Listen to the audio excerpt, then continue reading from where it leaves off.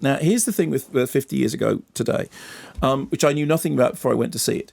And you start watching it, and it starts with basically the end of the Beatles touring years documentary, which is called 8 Days a Week, wasn't it? Yes, which we absolutely loved, and one that we talked about earlier on today, which had the most fantastic sound and was worth seeing because you've never heard those songs performed live so well before. So it starts with the end of that, the Beatles getting fed up with touring, all the stuff about the religious controversy, the bigger than Rod joke, which is the Ruttles thing about, Rod Stewart, yes, which they were, because Rod Stewart wouldn't become famous for another 5 years, which is one of the best jokes in the Ruttles. And then the retreat to the studio. And I was some way into it before I started to realise the utter absence of the Beatles. Not just in terms of the interviews, because we're speaking to friends and relatives and sisters, but the absence of the music. And indeed, the absence of artwork. And indeed, the absence of anything that actually was Sgt Pepper. Here's a clip. My mother's family were, even though they were English, were born, during the Raj, military family out in India. Her father, my grandfather, was a major in the Lancers. And she was very proud of the fact that her father had a string of medals.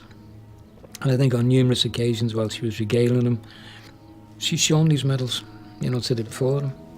Round, as he'd say around, say 67, when they were assimilating all the stuff for Sgt Pepper, John remembered, right, the medals. And he said, I think they'd be great for Sgt Pepper.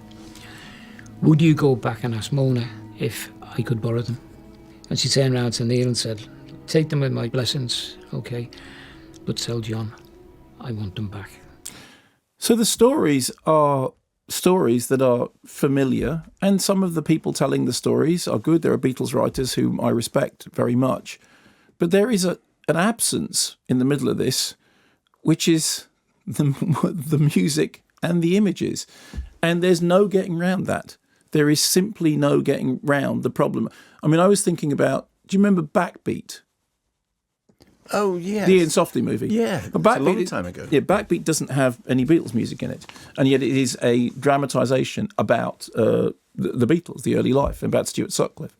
And what they managed to do is by using cover versions and stuff that they were playing whilst they were in Hamburg, in, Der Ratkeller. Literally a cellar of rats. That's not a cellar of rats. That's a cellar full of rats. You've already moved gone on. Back into the Ruttles again. Yeah. So anyway, it was one of those really weird experiences in which you end up watching a documentary about something that you can't hear or see, and you end up thinking, I'm sorry, what I need is what I imagine is going to be on all over, which is an authorised version, because I need to be able to hear the songs. I need to be able to see the images. I need to be able to look at that album sleeve. I need to be able to hear that cue that you're talking about. I need to listen to.